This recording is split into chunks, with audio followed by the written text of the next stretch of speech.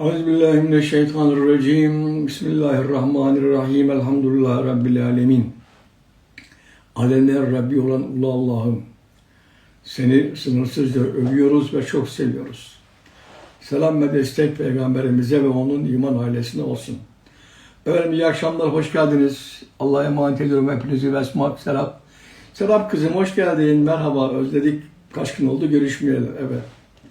Herkese selam, sevgi, saygı, muhabbet. Bu akşam yani yine Facebook galiba katılamıyor. Öyle bir şey var.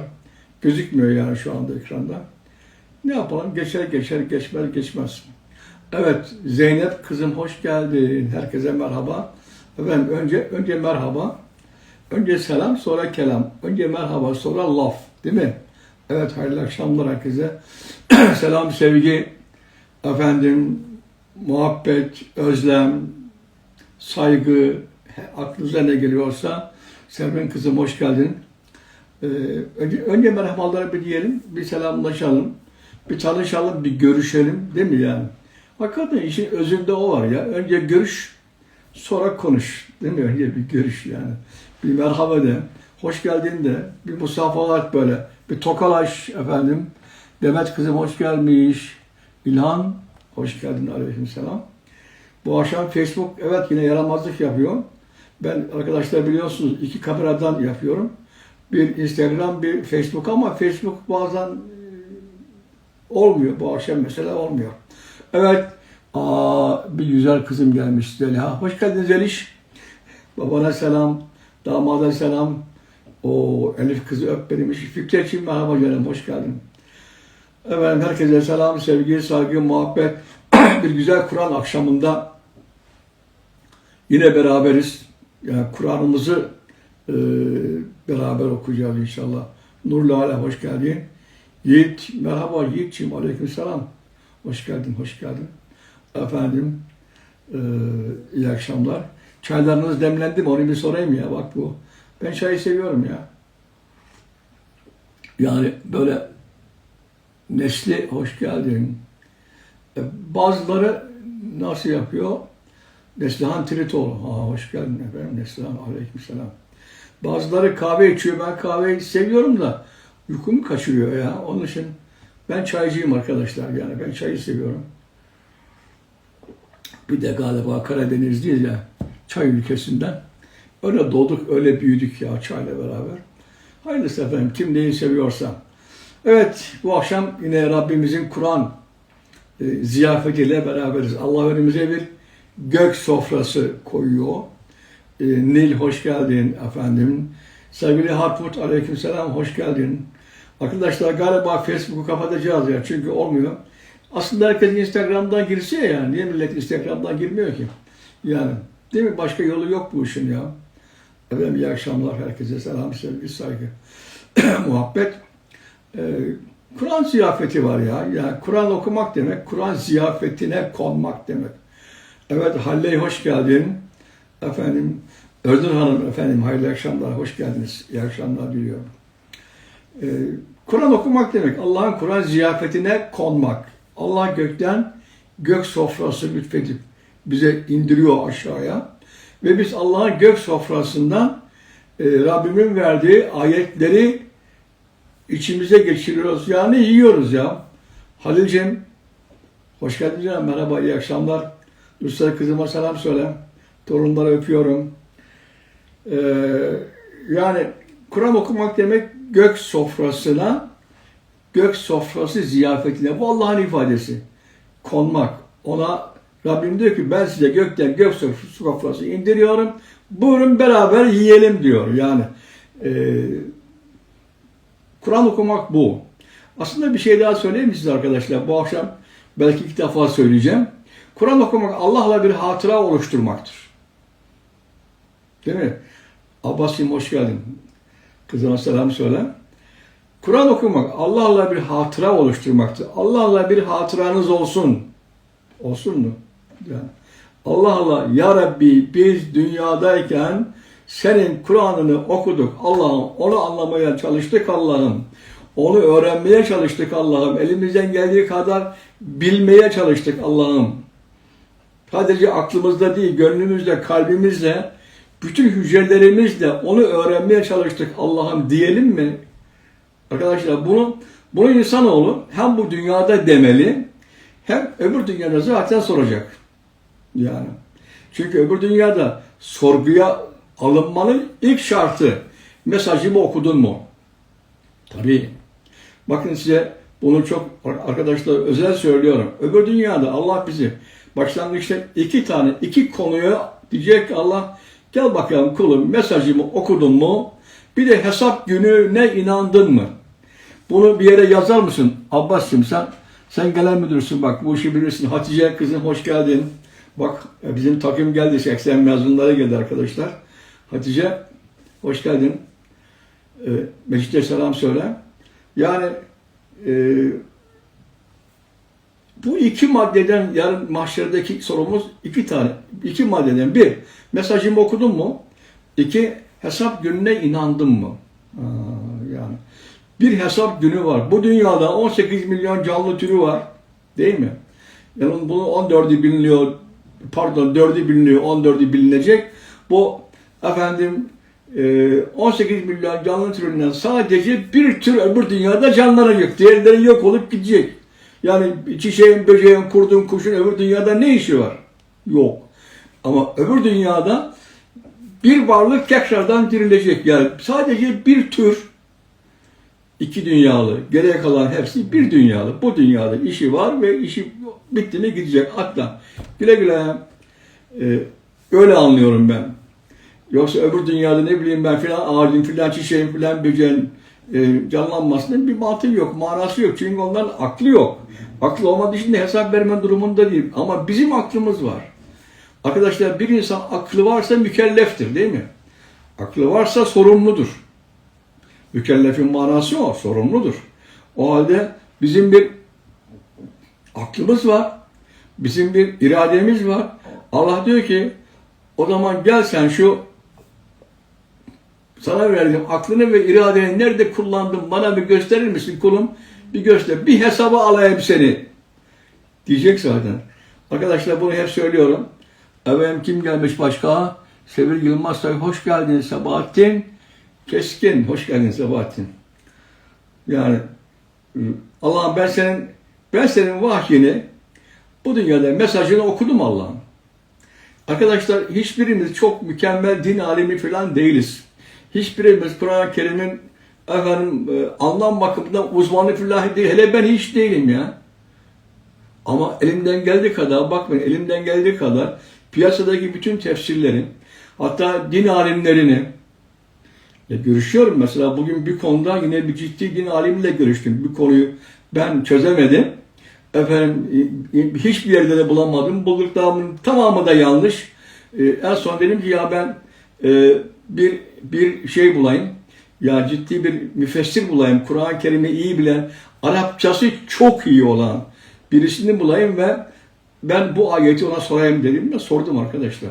Ya ben uğraşıyorum. Ya niye uğraşıyorum? Ben tabii çok şeyle uğraşıyorum. Çoğunuz zaten bunu biliyorsunuz. Ne onlar? İşte ben insan serüvenine uğraşıyorum, evrimle uğraşıyorum.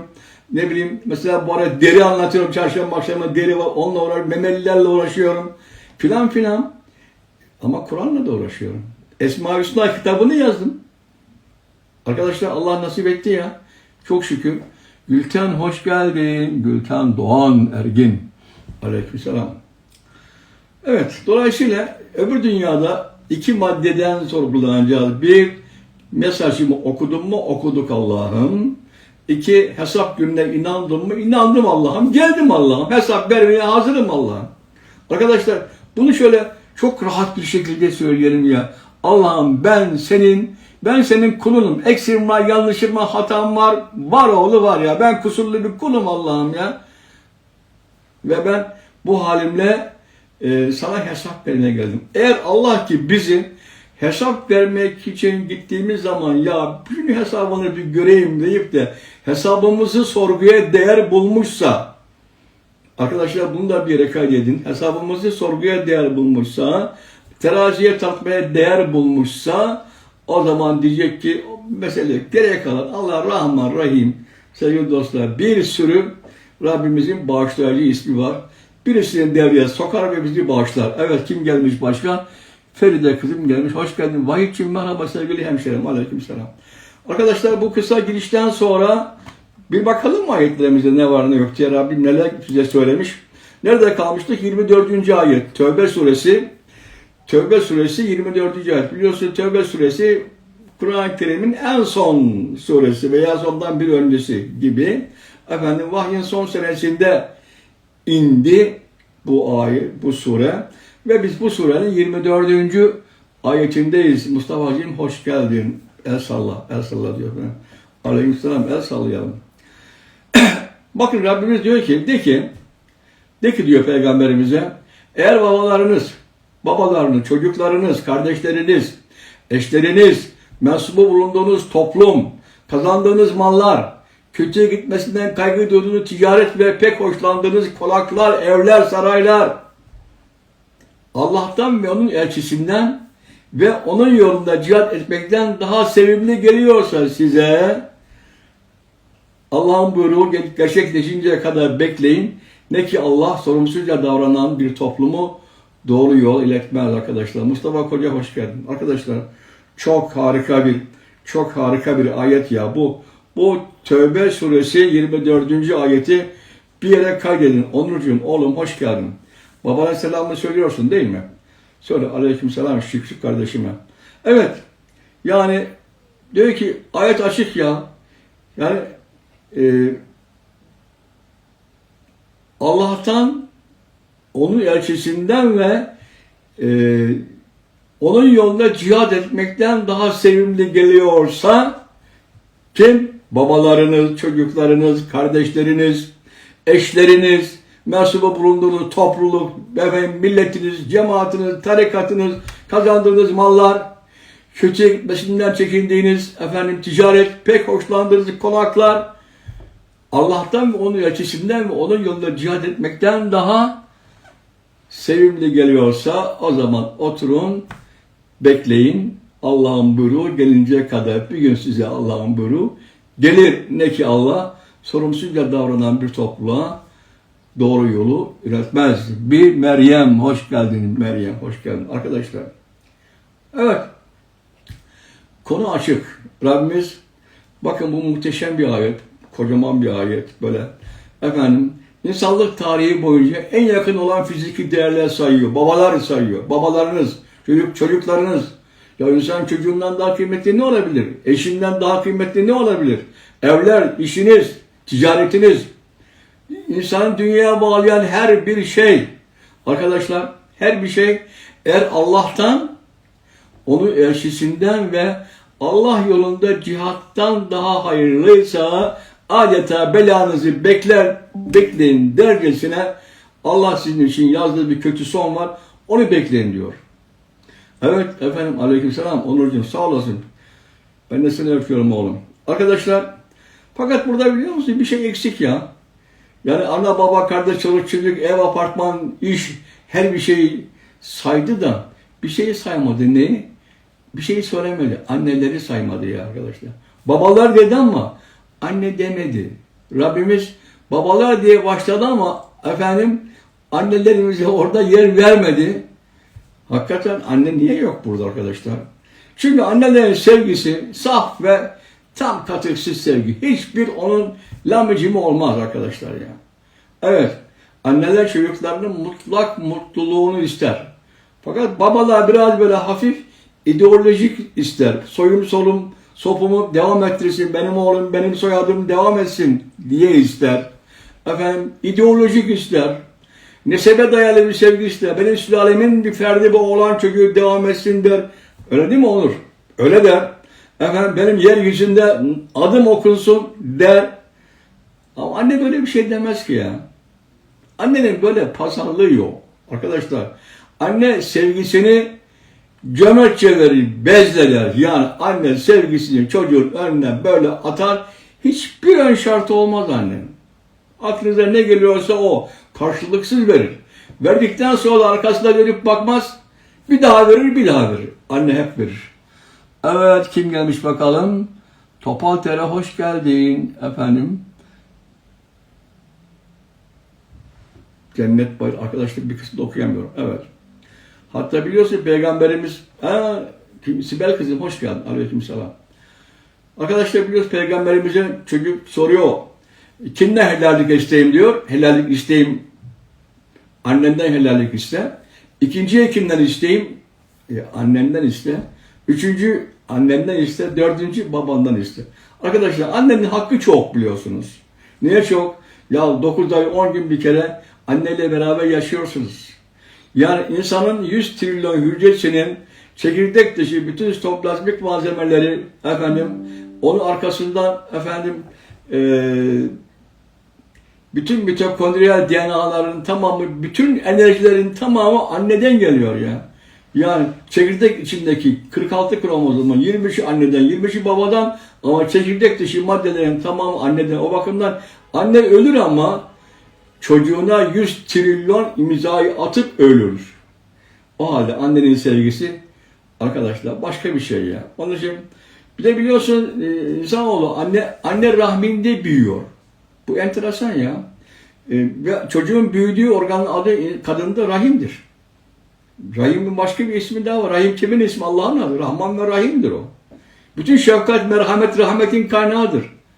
Allah Rahim ismiyle ben bütün şefkatin, merhametin kaynağıyım. Benden başka bir şey beklemeyin der. Aynı özelliği aynı özelliği insan çocuğun geliştiği organa koyar. Rahim, şefkat, merhamet, rahmet kaynağıdır.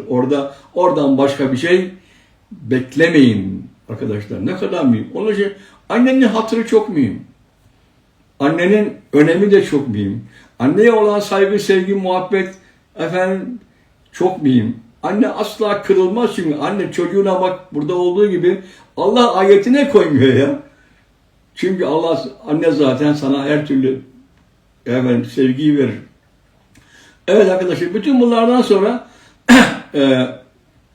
Rabbim diyor ki Allah'ın elçisine ve Allah'ın elçisine var gücüyle ne kadar sevgin varsa ona harca. Korkma. Ya sevgini onlara ver, onları sev. Arkadaşlar ben zaman zaman söylüyorum. Sevginizin ilk 2 sırasını boş bırakın. 1. sırayla 2. sıraya boş bırakın. 1. sıraya Allah'a koyun, 2. sıraya peygambere koyun, 3. sıraya kimi koyarsanız koyun. Ama sevginizin ilk 2 sırası boşta kalsın. Evet kim bakayım orada Güldeste sana söylüyorum buradan beri hemen. Güldeste Öztürk. Adını gördüğüm için söylüyorum. Güldan'a sana da söylüyorum kızım. Nurhan kızım gelmiş hoş geldin. Evet insan en çok kimi sever? Herkesi sever. Ben babamı, annemi, çocuğumu, sevgilimi, karımı, ne bileyim arabamı, telefonumu, arkadaşımı. Ama diyor ki o ilk 2 sırayı boş bırak. Yani ilk sıraya Allah'a koy. 2. sıraya peygamberi koy. 3. sıraya da kimi koyarsam koy. Ondan sonrasında ben karışmam diyor. Arkadaşlar o bakımdan sevgi müthiş bir olay ve sadece sevginin 2 özel şekli bir Allah'a öbürü peygambere. Evet Tosyalı kızım hoş geldin arkadaşlar. Evet. Ne diyorduk? Allah'tan ve Resulünden bakın ne önemli ya. Bu ikisini öne koyun. Şöyle şuraya geçeyim arkadaşlar. Başka ne var? Rabbim diyor ki peygamberi sevin. Niye peygamberi seveyim? Ya çünkü bendeki sevgiyi size o ulaştırıyor. Yani Allah'ın sevgisini biz nereden bilelim? Bize vahyi getiren kim arkadaşlar? Bize Kur'an-ı Kerim'i getiren kim? Anlatan kim? Öğreten kim? Söyleyen kim? Yazdıran kim? Allah Resulü. Muhammed Nebi. Çok özel. Çok özel bir şahıs. Ya bizim hayatımızda Allah'tan sonra sevmemize layık olan çok özel bir şahıs. Usvetün hasene. Bizim tam örnek alabileceğimiz bir şahıs. Arkadaşlar. Bakın hayatta kimi örnek alayım diye sorarsan Hz. Muhammed'e al. Hatta ben zaman zaman söylüyorum. Allah'a da örnek al. Yani evet Agah'cığım hoş geldin. O bebeleri öpüyorum. Agah. Canım benim. Kızıma selam söyle Merve'ye. Yani Allah'a gayet tabii çok sev ama. Peygamber Allah'tan gelen bilgiyi bize böyle getiren, veren ve açıklayan bir de. Önemli değil mi ya? Tebyin eden, sadece veren değil, açıklayan. Bu ne ya Resulallah dediğimiz zaman onu anlatan arkadaşlar. Bu çok mühim ya. Sadece vahiy alma, biliyorsun nebe efendim ne demek o? Nebe vahiy alan demek. Resul nebi vahiy alan, nebe haber demek. Resul de vahiy veren. Peki tebliğ etmek ne demek? Arkadaşlar tebliğ etmek vahiy açıklamak. Peygamberin pek çok görevi var ya. Onun için efendim sevgili genel müdürüm gelmiş. Hoş geldin Erdoğan Bey. Ademciğim merhaba. Kırıkkale'ye selam. Yani şu tebliğ etmek, Kur'an'dan gelen ayetleri bize açıklayan, bu ne dediğimiz zaman, bu ne demek dediğimiz zaman Peygamber'e Allah öğretiyor, o da bize öğretiyor. Ve 6236 tane ayet içerisinde bizim hayatımızın rehberi, navigasyonu çıkıyor arkadaşlar.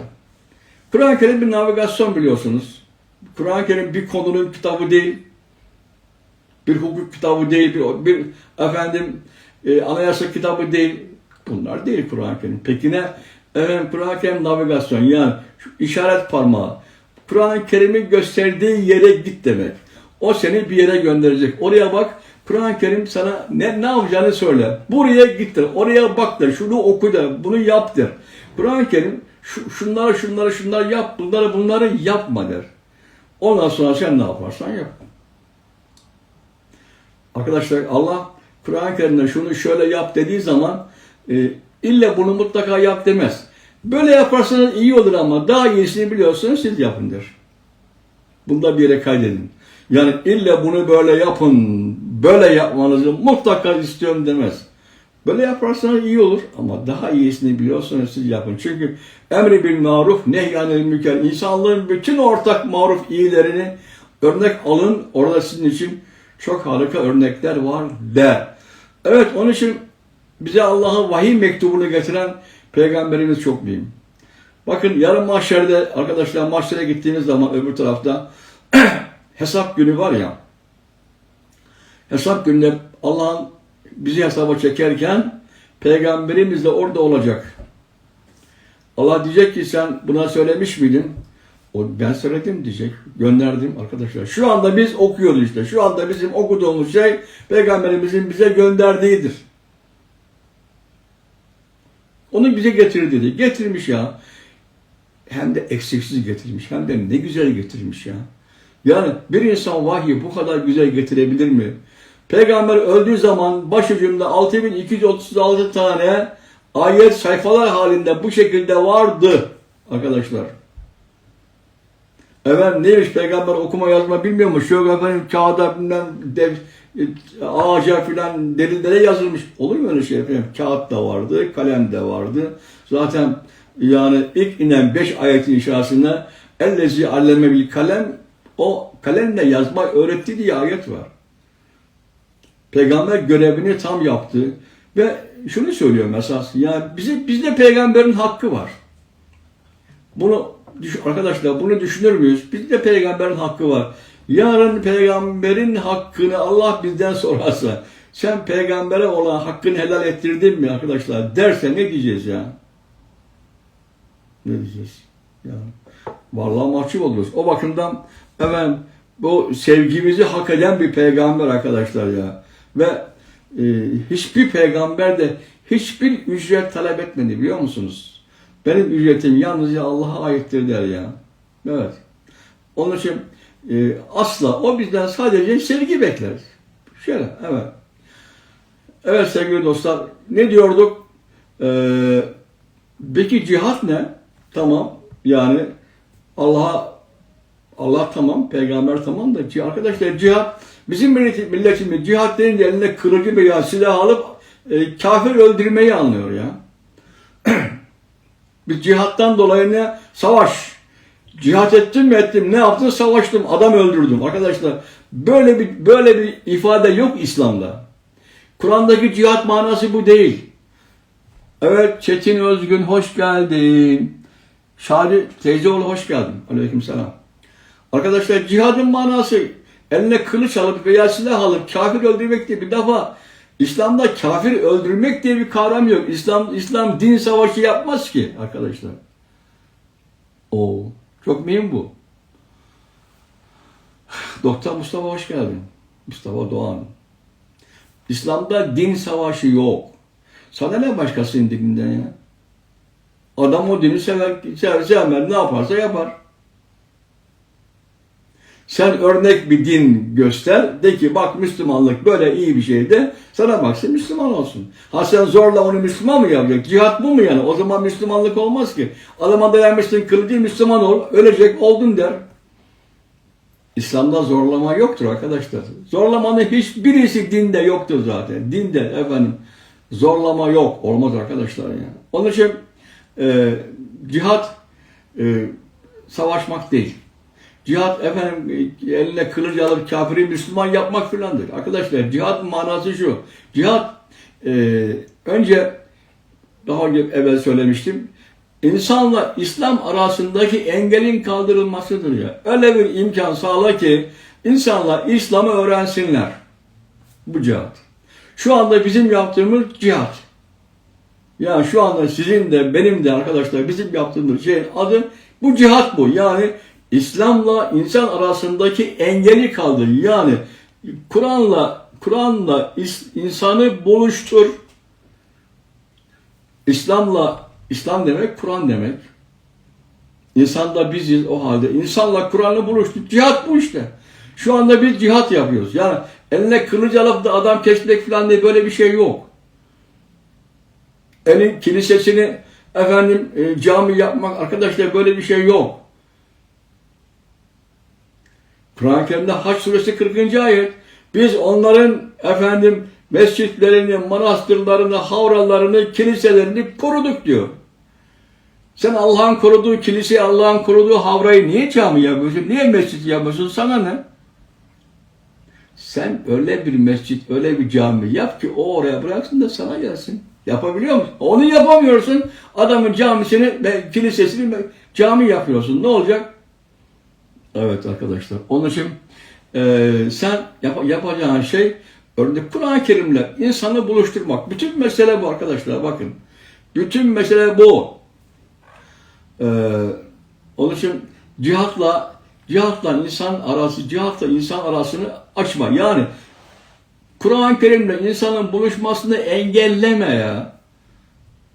Tahirciğim hoş geldin. Evet, Songül kızım merhaba, hoş geldin. Aleykümselam arkadaşlar. Dolayısıyla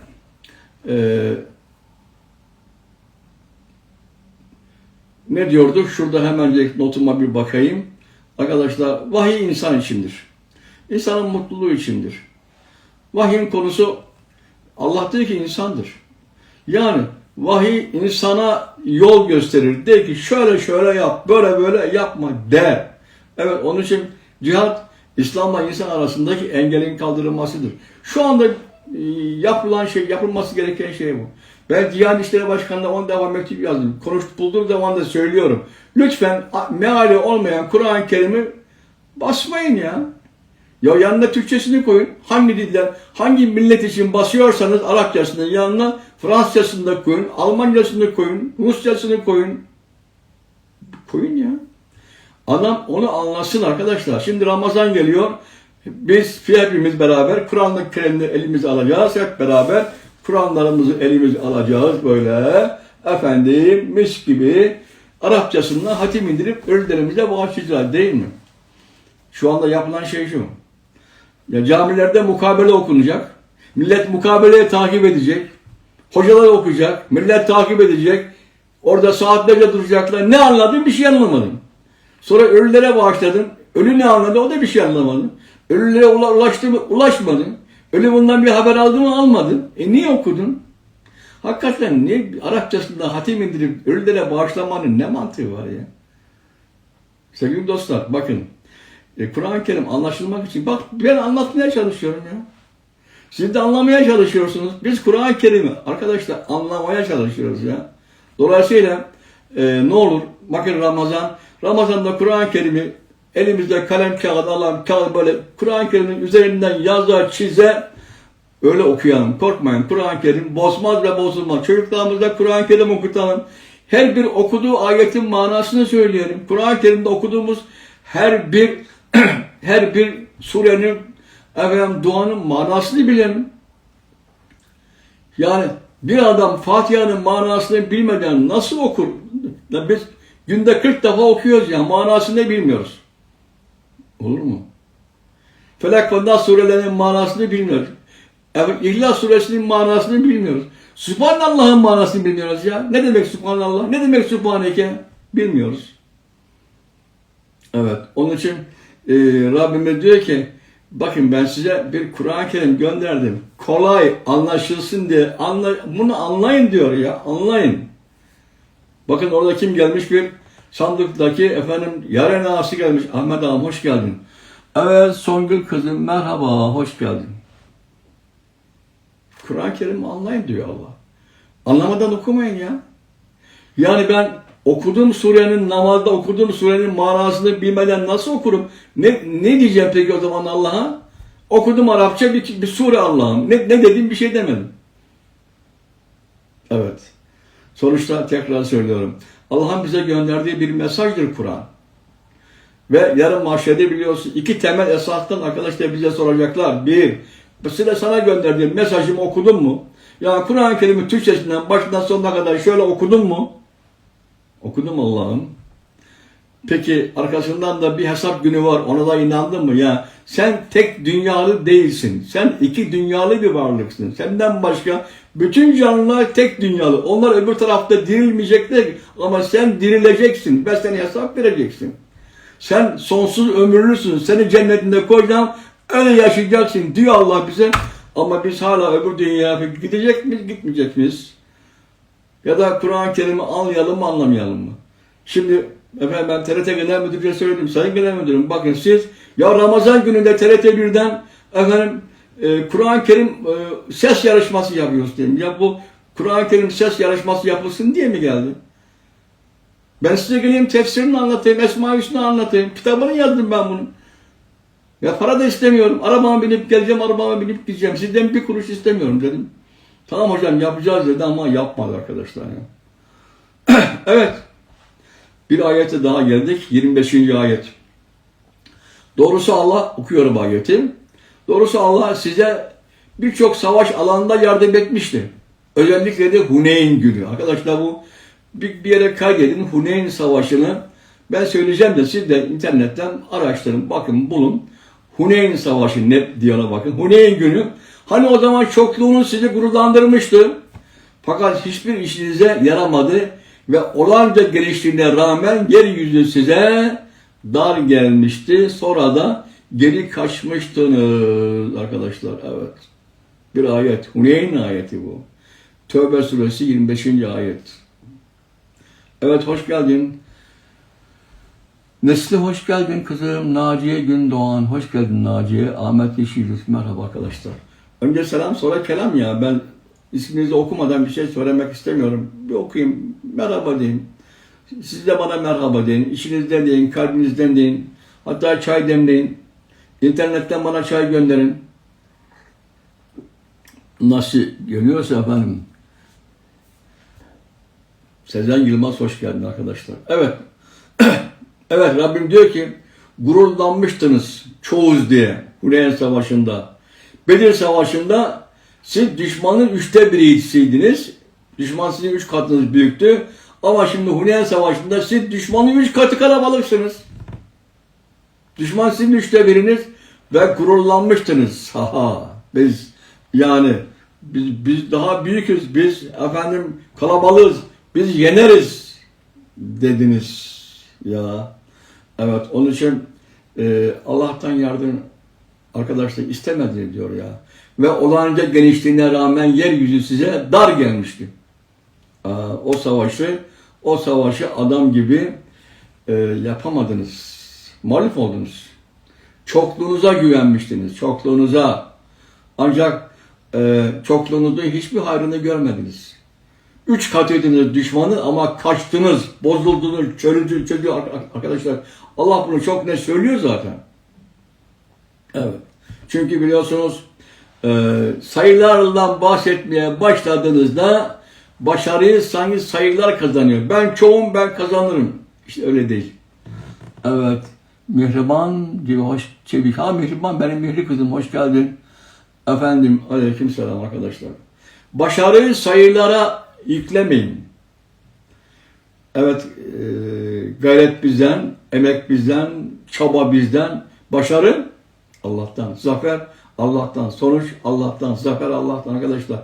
Kesinlikle bakın bunu da yine bir yere kaydedin. Evet, ben başardım. Hayır, sen başarmadın. Sen çabalayacaksın. Allah senin çabana bakıyor. Allah senin emeğine bakıyor. Allah senin zahmetine bakıyor. Allah senin yaptıklarına bakıyor. Diyor ki neler yapmış bakalım. Ve Allah emeğe saygı duyuyor. Bir de zaten biliyor musun? Sadece senin emeğini Allah görüyor ya. Ben gece sabaha kadar çalışıyorum. Karım dahil kimse görmüyor. Siz de öylesiniz çoğunuz. Kimse görmüyor. Ama Allah görüyor. O halde işte o emeğe saygı duyuyor Allah. Diyor ki tamam sen o kadar çalıştın. Ben de sana ilmimden vereceğim kulum diyor ya. Vela yuhudine bir şey bilir bihi illa bimaşa. Ben sana efendim kendi ilmimden sadece istediğim kadarını vereceğim kulum diyor ya arkadaşlar. Ne kadar mühim bir şey bu ya. Evet. Gülşah, hoş geldin Gülşah. Arkadaşlar yani ben çalıştım. İlim de alırım. Yok öyle şey. Allah ne kadar verirse. Çünkü el alim olan Allah, ilmin sahibi olan o arkadaşlar. Biz ne biliyoruz ya? Yani insanoğlu ne kadar bilim biliyor ki? Einstein biliyorsun dünyanın hala şu ana kadar gelmiş geçmiş en büyük bilim adamı Einstein. Son sözü ne oldu? Ölürken vay anasını ya arkadaşlar demiş, vay anasını ya. Meğerse ben bu zamana kadar deniz kenarındaki taşlarla çakıl taş oynamışım diyor ya. Tamam.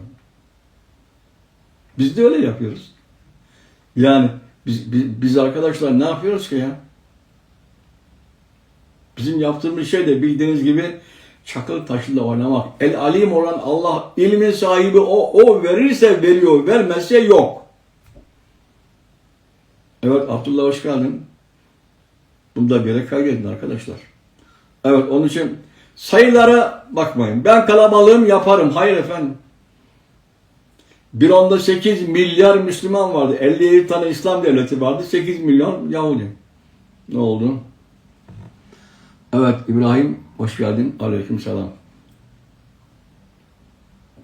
Onun için sayılara eyvallah dediğiniz zaman Allah'ın başarının Allah'tan geldiği özelliğini göz ardından uzaklaştırıyorsunuz böyle. Ya Allah değil, ben kalabalığım, ben galip gelirim. Gelmesin işte. Huneyn Savaşı. Tekrar söylüyorum, bu akşam internetten işte girin Huneyn Savaşı diye bir savaş var arkadaşlar ya. Ve diyor ki Rabbimiz o savaşta kalabalık olmanıza güvendiniz, sonra da gerisin geri çekildiniz, kaçtınız. Adı adınca Huneyn diye söylüyor zaten. Huneyn Savaşı diyor ayette. Tövbe suresi 35. ayet. Süleyman'cığım hemşerim hoş geldin. Arkadaşlar isim veriyor Rabbimiz. Huneyn Savaşı diyor. Huneyn Mekke ile Taif arasında bir vadiye verilen isim. Evet buradan. Biliyorsun Peygamberimiz Mekke'nin fethi 630 yılında yaptı. 10.000 kişiyle girdi Mekke'ye. 1200 kişi de yeni Müslümanlardan katıldı. 11.200 kişi. Öbür tarafta kendisinin 1/3 kadar düşmana karşı saldırdılar. Orada ve mağlup oldular.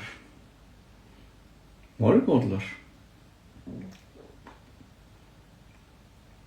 Yani garantiydik. Yani 3 katı güç vardı. Hem de Müslümandı. Allah yardım ediyordu. Etmedi. Arkadaşlar. Etmedi. Bedir'de imanın savaşı verilmişti. Kazanıldı ama burada sayının savaşı verildi. Kaybettiler. Evet. Sayıyla iman bir arada değil arkadaşlar. Yani. Önemli bu. Onun için kalitenin sayıya kabiliyeti diye bir yasa var biliyorsunuz. Kaliteli olan her bir varlık kendisinden 10 kat 20 kat daha büyük olan varlıklara karşı kazanır. Niye? Kalite sayıya galip gelir. Bu Allah'ın kanunu. Ben koymadım. Bu kanunu Allah koydu. Kalite her zaman galip gelir. Evet, kim gelmiş? Başka İbrahim Vural. Hoş geldin. Aleykümselam. Bu Rabbimin kuralı diyor ki kaliteli olun ve imanınızı asla kaybetmeyin. Ve zaferin kendinizden olacağını hiç düşünmeyin. Aklınızdan bile getirmeyin. Zafer bana ait. Sonuç bana ait. Başarı bana ait. O benden. Bakın sevgili dostlar, ne güzel Rabbim kural koyuyor değil mi ya? Harika. Sen emek, sen çaba, sen gayret. Senin görevin o ya. Senin görevin emek sarf etmek. Allah senin emeğine bakıyor. Allah senin çabana bakıyor. Hatta benim bir makalem vardı. Çaba mı sonuç mu diye. Yani çaba mı sonuç mu? Ya sonuçtan sana ne? Sen çabayla mükellefsin. Sonuç senin elinde değil ki arkadaşlar. Sonuç bizim elimizde değil. Sonuç Allah'ın elinde. Evet. Sevinç kızım, hoş geldin. Evet sevgili dostlar. Sonuca ulaşmanızın bir tek şartı var. İmanınız sağlam olacak. Ya sonuca Allah'la ulaşacaksınız ya. Allahsız sonuca ulaşılmaz. Onun için varlığınızı kelle sayısına değil, maddi güce değil, varlığınızın insan gücüne değil, varlığınızın taşıdığı imana ve erdeme öyle endeksler misiniz? Yani elbette ki çaba göstereceksin. Bakın Allah yettim kulum demesi için bittim Allah'ım demenizi bekliyor. Elinden gelen her bir şeyi bir yapsan ya. Yap böyle elinden gelen artık bittim Allah'ım, bu kadar Allah'ım, tamam Allah'ım, yapacak bir şeyim kalmadı Allah'ım demeni bekliyor. O zaman yettim kulum diyor. Arkadaşlar Rabbim zaten bütün bunları görüyor. Evet. İşte onun için korkunç bir bozgun yaşandı arkadaşlar ya. Evet. İslam ordusu pusuya düşürüldü. Kaçtı herkes. Kaçtı. Öbür taraftan da efendim ok yağmuruna tutuldular. Huneyn Savaşı. Bu Huneyn Savaşı sevgili dostlar internetten bu akşam bir indirin. Orada bir okuyun güzel diye. Bir Huneyn diye yani bizim aklımızda efendim Bedir var, Uhud var da Huneyn yok. Şu Huneyn'i bir bilelim ya. Evet. Onun için fakat yine Peygamberin hesabında kaçmayan bir avuç iman sahibi çekirdek kadro vardı ve onlar düşmanın bir yerinden saldırdılar. Oradan bir şey açtılar, yol açtılar ve düşmanı arkadan çevirip yine savaşı kazandılar. Evet. Demek ki hadise imanla oluşuyor. Onun için Peygamberimizin etrafında iki türlü insan vardı. Bir arılar, öbürü sinekler. Arkadaşlar biliyor çiçeklere arı da konar, sinek de konar. Arılar niye konar? Arılar niye konar? Bal üretmek için konarlar. Arıların görevi üretmektir. Sineklerin görevi tüketmektir. Arı mı olacağız? Sinek mi? Onun için Peygamberin etrafında kenetlenen arılar zaferi kazandılar. Gittiler ve yardılar o kuşatmayı ve Huneyn tekrardan Müslümanların zaferiyle sonuçlandı. Fakat sevgili dostlar bir güzel getirisi daha oldu bu savaşın. Biliyorsunuz bu müşriklerin bir özelliği var. Bunlar savaşa gelirken bütün mallarını ve servetlerini beraber getirirlerdi savaş meydanına. Onu arkada bir yere koyarlardı. Hatta çoğu zaman da karısını, çoluk çocuğunu da getirip oraya koyarlardı. Yani savaş meydanının hemen arkasında malı, parası, pulu, altını, serveti hepsi, çoluk çocuğu, kadını, kızı hepsi beraber orada. Niye koyuyor biliyor musun? Ben kaybedersem bunları da kaybedeceğim. Bir teşvik unsuru olsun diye, var gücüyle savaşsın diye efendim onları oraya koyuyor, bir daha ona göre savaşıyor. Bütün o efendim Huneyn malı, mülkü, parası, kadını, kızı, çoluk çocuğu arkadaşlar hepsi oraya geldi mi? Hepsi oraya yığdılar mı malı, parasını, hazinelerin tamamını, altınları, gümüşleri? Onlar diyorlardı ki biz mutlaka kazanacağız ve bunlara vermeyeceğiz diyorlardı. Ama kaybettiler. Ve evet, her şeylerini kaybettiler. Fakat Peygamberimiz biliyorsunuz hiçbir zaman esir almadı, köle almadı, cariye almadı. Nasıl bir şeyse İslamiyet'te köle ve cariye yok. Ama ondan sonra Peygamber öldükten sonra öyle bir hal geldi ki kölelik ve cariyelik ta Osmanlı'nın son zamanına kadar bile devam etti. Ya 1912'de Sirkeci Meydanı'nda köle ve cariye pazarı vardı, nasıl bir şeyse. Yani insanlar satılıyordu. Sevgili dostlar, insan satılır mı ya? Ne biçim ahlak? Bu ne ahlak? Bu ne yasasıdır ya? İnsan satılır mı? İnsan parası mı? İnsan fiyatı mı olur? İnsan bu ya. İnsan köle mi olur? İnsan cariye mi olur? Geçtiğimiz yıllarda 2 tane ilahiyat profesörü efendim cariyelerden 1000'er tane alabilirsiniz diyordu. 1000'er tane eş alabilirsiniz. Cariye onlar adamdan sayılmaz ki diyordu. Yuh ulan sana. Cariye insan değil mi? Nasıl adamdan sayılmaz? Kim adamdan sayılmaz? Sen adamdan sayılmazsın ya. Cariye adamdan sayılmaz. Sevgili dostlar, İslam'da evlilik bir tane değil, bir tane. Peygamberimiz aslında tek evliydi. Hatice ile 25 sene tek evli yaşadı. 25 sene. Ne?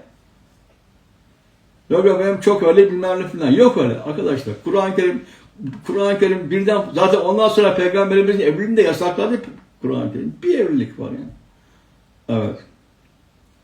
Ve bütün onları esir almasına rağmen çoluk çocuk kadın onların hepsini geri bıraktı. Evet, Ayşe, hoş geldin Ayşe. Öztekin, bu benim kızım ya, hoş geldin. Hasan Demirci, Çakallı'ya selam, hoş geldin. Arkadaşlar, evet, kadınlarını, hanımlarını, eşlerini ve çocuklarını esir almadan, onlara köle yapmadan, cariye yapmadan, hiç kimsenin dokunmasına da fırsat vermeden onlar geri gönderdi. Bu işte. İslam'da esir almak yok ki. Savaşta yeğenini esir aldın, ne yapacaksın? Geri bırakacaksın. Ya para karşılığı veya de neyse ne, ama bırakacaksın. Senin kölen olmaz. İslam'da esir almak yok. İslam'da köle yok. Bu insani bir durum değil ki zaten ya. Öbür adam gelecek, ben senin kölenim. Böyle bir şey var mı? Bu nasıl bir duygudur ya? Evet sevgili dostlar.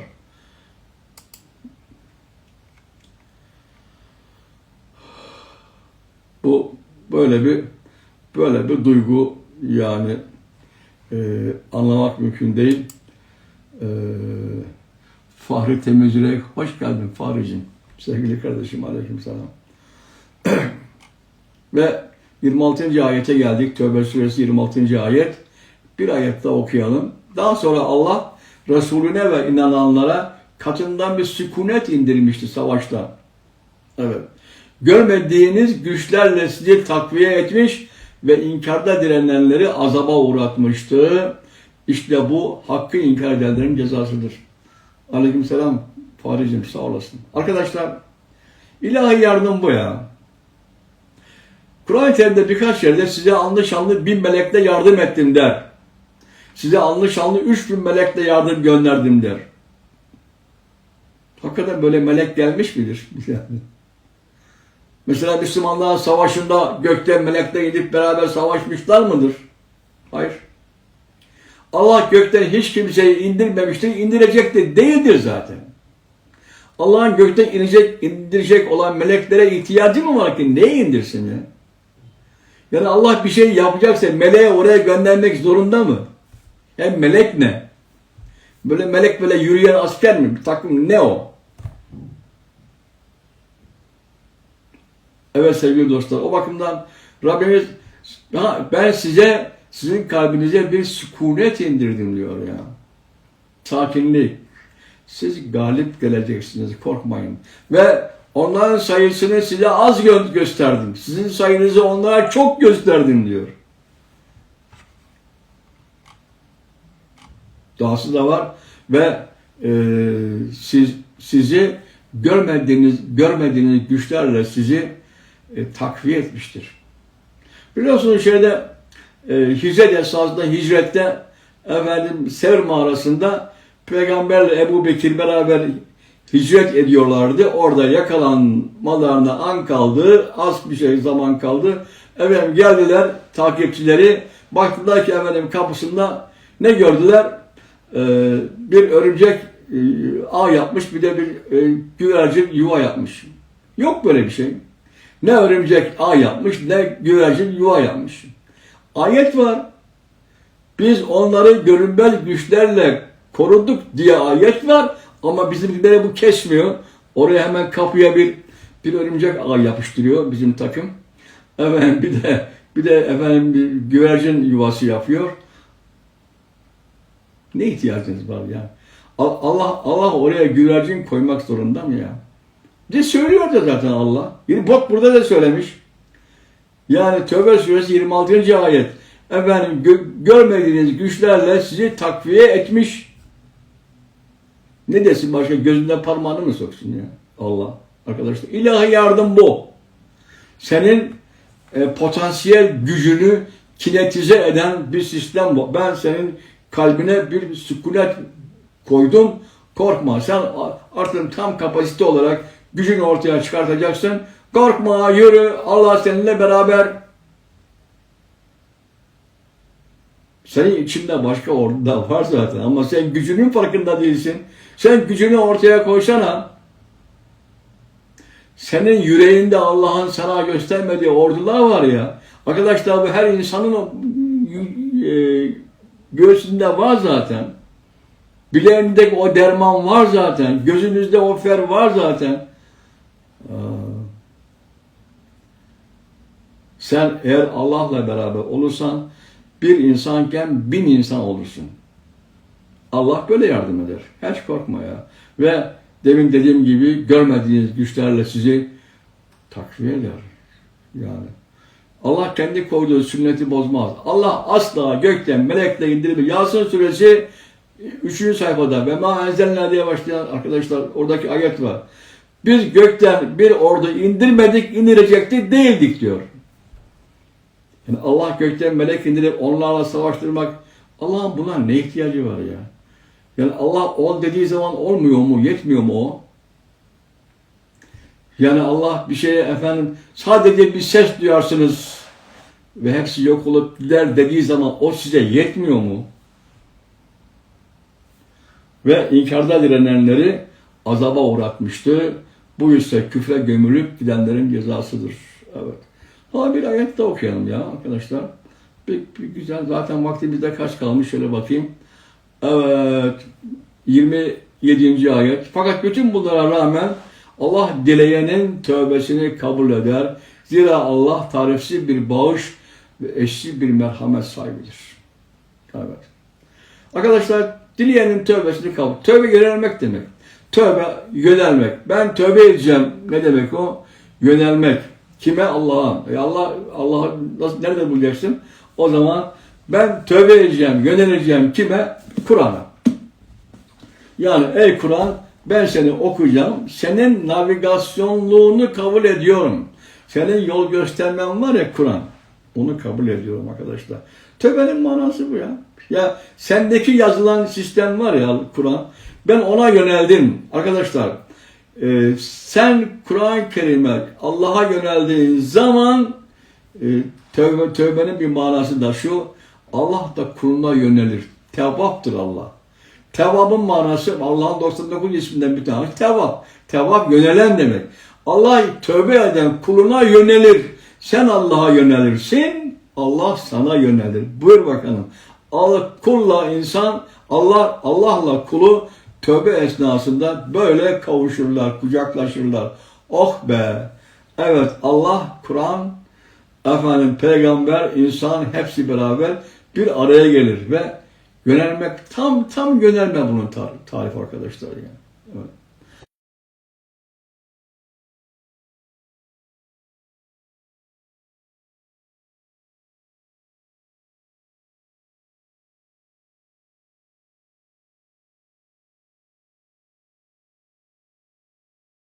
Allah'ım. Eksik yaptım, yanlış yaptım, bir daha yapmayacağım Allah'ım. Arkadaşlar, her birimizin kusuru var. Eksiğimiz var, yanlışımız var. Benim var. Bir sürü eksiğim var, yanlışım var, hatam var. Var oğlu var ya. Hangisini sayayım? Evet. Onun için ses gitti mi? Gitmez Abdülkin. Bir daha iyi bak. Şu anda ben arkada hocam sesi gitti diyor. Arkadaşlar ben buradan beri geldi tamam. Beni görmüyor. Şu anda gördü iyi. Evet sevgili dostlar onun için tövbe etmek Allah'a yönelmektir. Sen Allah'a yöneldiğin zaman Allah da sana yönelir. Kulum, efendim ben senin yönelmeni zaten bekliyorum kulum ya. Ben senin yönelmenden büyük bir zevk alıyorum kulum ya. Arkadaşlar bir insanın Allah'a yönelmesi demek. Rabbimiz o kadar çok mutlu oluyor ki. Nasıl böyle ya? Kulum bana yöneldi. Kulum bana yöneldi ya diyor. Çok şükür ya. Evet. Kul Allah'a tövbe eder. Allah da kuluna tövbe eder. Kul Allah'a yönelir. Allah da kuluna yönelir. Sen Allah'a nasıl yönelirsin? Kur'an-ı Kerim'i alırsın. Bak ne yazıyor? Navigasyon. Ben size gösterdiğin yoldan gideceğim. Sen bana doğru yolu gösterirsin. Ey navigasyon arkadaşlar. Rehber demek zaten. Allah'ın bir adı Hadi. Kur'an'ın bir adı da Hadi. Hadi rehber demek. Hidayete götüren demek. Rehber demek. Allah rehberdir. Kur'an rehberdir. Rehberim senin dediğin yere gideceğim. Arkadaşlar tekrar söylüyorum. Allah illa benim dediğimi yapın demez. Benim dediğimi yaparsanız iyi olur. Ama siz daha iyisini biliyorsanız buyurun yapın. Mesela demokrasi. Ortak akıl. Allah sadece ortak akıl der. Demokrasi, yani sisteminizi demokrasi olarak idare edin der. Tek adamlığa gitmeyin der. Ama şeklini söylemez. Kendiniz bulun der. Bakın dünyada 200 tane devlet var. Hangisindeki iyisi onu alın der. Veya daha iyisini siz koyun der. Ama mutlaka demokrasi yapın der. Şura 32. Onların yönetimdeki idare sistemleri şura iledir. Ortak akıldadır der arkadaşlar ya.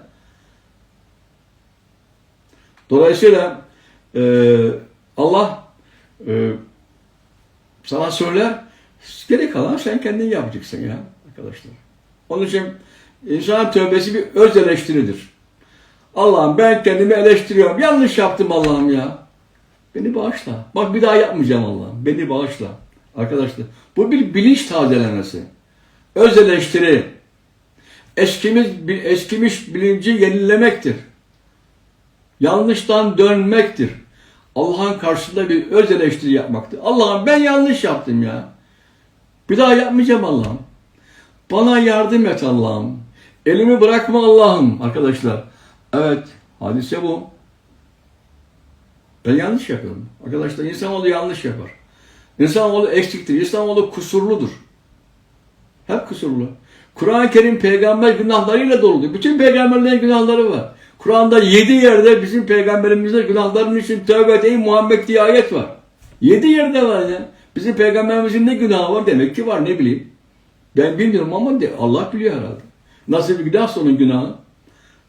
Evet sevgili dostlar o bakımdan hiç kimse efendim Allah bize tövbemizi kabul ettiği zaman da diyor ki oh be ben bir daha efendim bu kulumun yaptığı her bir şeyi sıfırladım arkadaşlar. Sıfırladım. Bundan sonra bağışladım diyor. Nasıl bağışlanma bildiğiniz gibi sıfırlamak. Yani anadan doğma hale getirmek, sıfırlamak. Hatta bağışladım bile demez. Ya kulum mahcup olmasın diye affettim bile demez. Bağışladım bile demez. Yüzümüze efendim kalkmaz, başımıza kalkmaz. Ben seni bağışladım bile demez. Ve 1000 kere bağışlar, bir kere bile yine bir sen demezsin. Ne büyük Allah'ımız var değil mi? Elhamdülillah. Hazreti Ali'nin dediği gibi sen tam bana göre Allah'sın demiş ya. Arkadaşlar evet vaktimiz doldu. Hepinize iyi akşamlar diliyorum. Çarşamba akşamı Deri'de buluşmak üzere. Feyza, Ayşenur kızım geç kaldın Feyza sen ya. Evet çarşamba akşam buluşalım olmaz mı inşallah? Saat 8'deydi efendim. İyi akşamlar diliyorum. Hoşça kalın.